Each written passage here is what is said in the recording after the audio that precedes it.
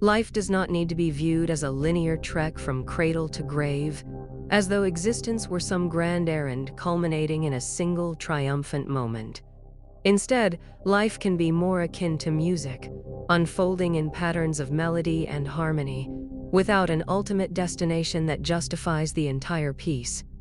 When we observe a dance, we don't measure its worth by where the dancer stops, but rather by the expressive grace that inhabits each step. In the teachings of ancient Indian thought, many seers recognized that life functions more like a cosmic game than a goal-driven pilgrimage. Yet, many of us persist in living as if there were a distant finish line ever calling our name, the promised land of success, or some final station where life's confusions fade. We hustle ourselves, or are hustled by others, along an imaginary corridor of achievements. With each milestone, starting school, finishing exams, chasing a career, saving for retirement, we're assured that it is coming.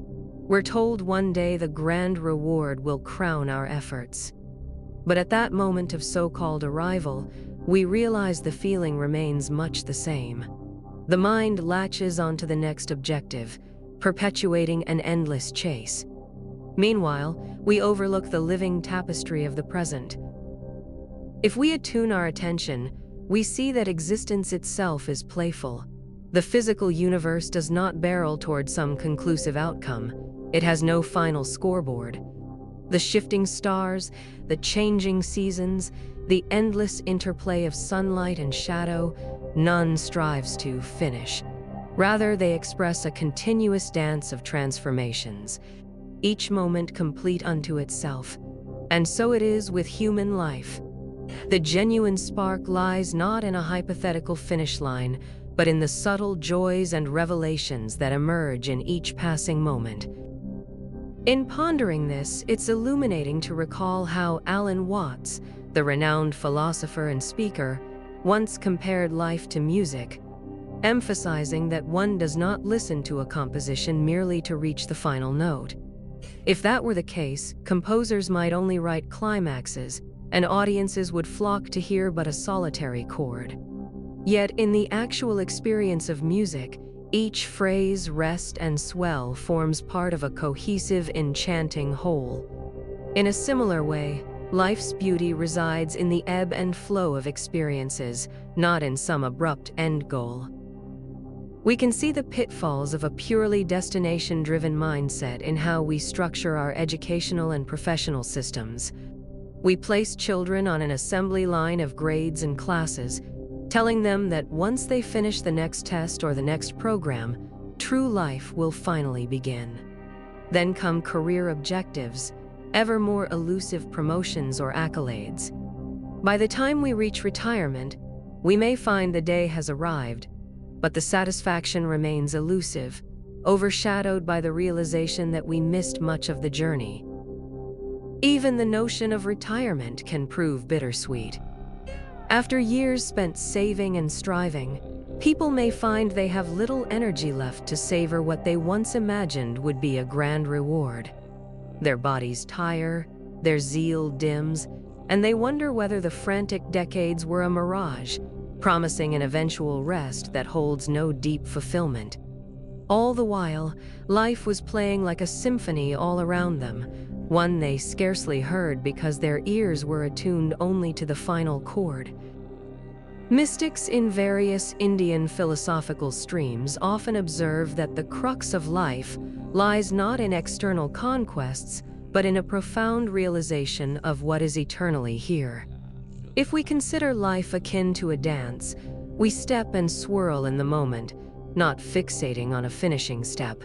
The dancer's purpose is simply to dance, immersing in the movement itself. Similarly, the real meaning of existence blossoms when we immerse ourselves in each breath, each interaction, each sliver of dawn. We may still choose goals, but they function as signposts rather than absolutes that drain our capacity to dwell in the richness of now. Imagine you stand on a mountaintop, having scaled its slopes. You might feel a brief thrill of accomplishment, but if you hastened relentlessly, You likely missed the birdsong, the subtle shift of light through the forest, and the quiet revelations that can accompany each step. Upon arriving at the peak, the sense of elation quickly levels off, and you might wonder what was sacrificed for that momentary high. Conversely, when you move up the mountain with mindfulness, you discover that each footstep offers unique perspectives. Each pause invites reflection. The summit then becomes not the main point, but merely another note in the grand composition of experience.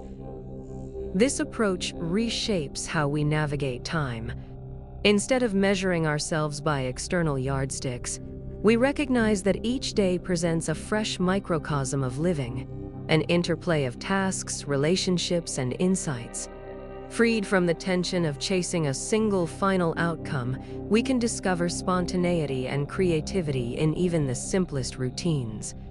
Washing dishes, talking to a neighbor, or taking a brisk walk become domains of aliveness rather than chores on the path to something else. With each moment engaged in sincere presence, fulfillment draws nearer, not as a forced result, but as a natural flow of being awake to what is.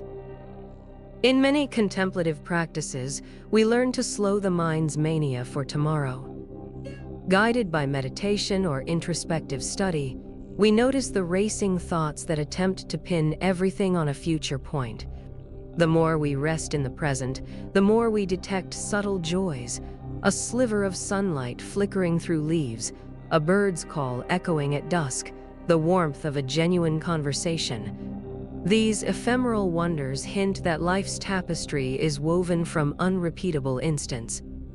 By giving them our full attention, we align ourselves with a deeper rhythm that no single achievement could replicate. Perhaps the greatest shift comes when we embrace the idea that no final arrival exists. Even death, from certain perspectives, is not an ultimate conclusion but a transition into realms we scarcely understand.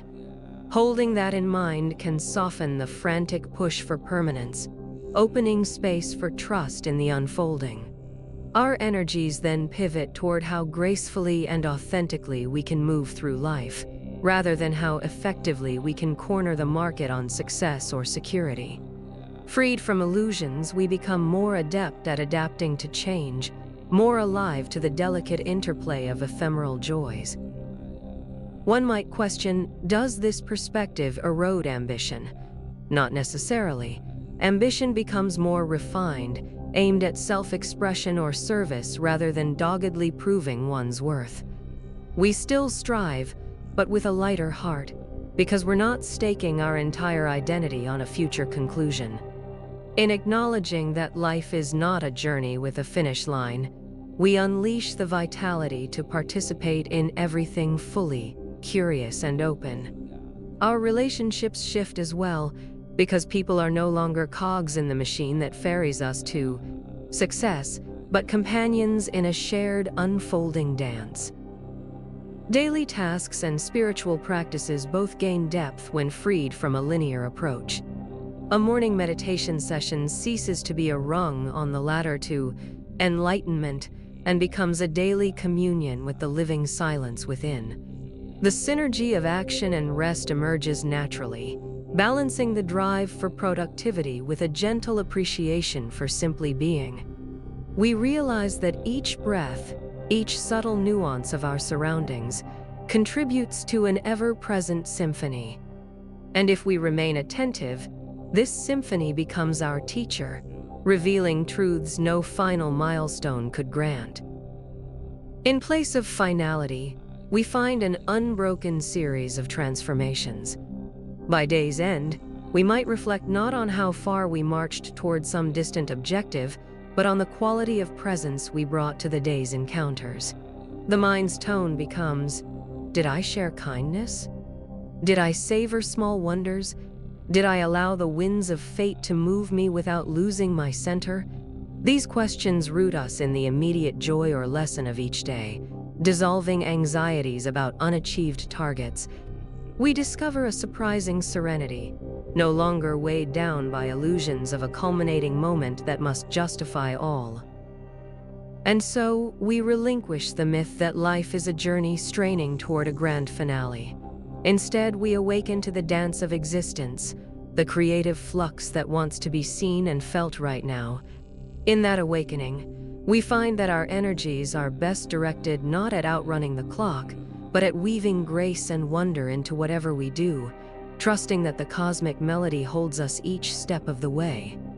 The path extends in all directions at once, like a tapestry with no outer edge, and our role is simply to live in harmony with its ongoing composition, day by day, breath by breath, note by note,